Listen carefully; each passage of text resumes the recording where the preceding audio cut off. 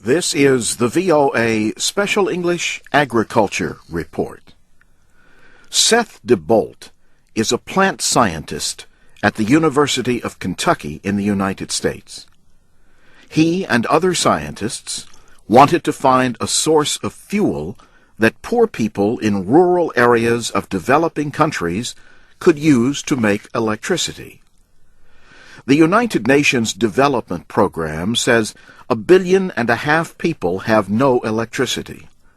1 billion others have an undependable supply. Professor DeBolt went on a study trip to rural Indonesia. He saw that everywhere he went, there was very little waste in the use of agricultural products. Everything that farmers grew was used for something. Even the remains of fruit that people did not eat were fed to chickens. Little waste meant there was little that could be used for fuel.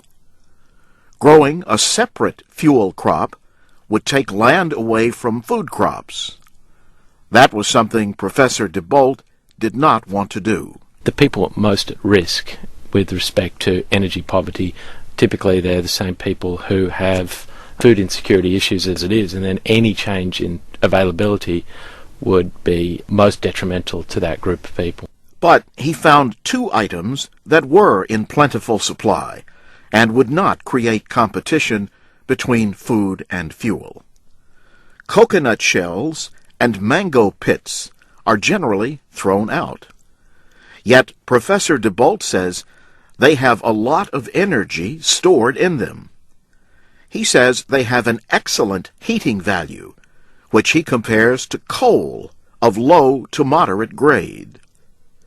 The same is true for the pit of an olive, peach, or cherry, or the shell of an almond or walnut.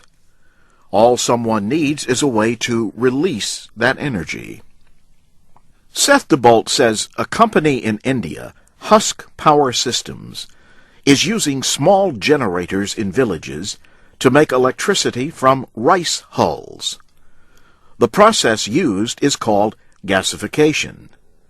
Heating plant matter in a low-oxygen chamber releases gases. These can be burned in an engine that turns a power-generating turbine. Professor DeBolt says he and his team see possibilities for coconut and mango power. Hey, well, these crops are growing here. These are the areas where there is potential for energy poverty to be alleviated, at least in part, by these small-scale production systems. The researchers have just published a study in the Proceedings of the National Academy of Sciences. They say these systems could provide as much as 13% of the energy needs of a country like Indonesia. Other tropical countries with large crops of coconuts, mangoes, and similar fruit could benefit as well. But Professor DeBolt says this is not a perfect solution. There are technical questions, like how to safely deal with the hazardous waste that gasification can produce. And there needs to be money to get these projects started. And that's the VOA Special English Agriculture Report. I'm Jim Tedder.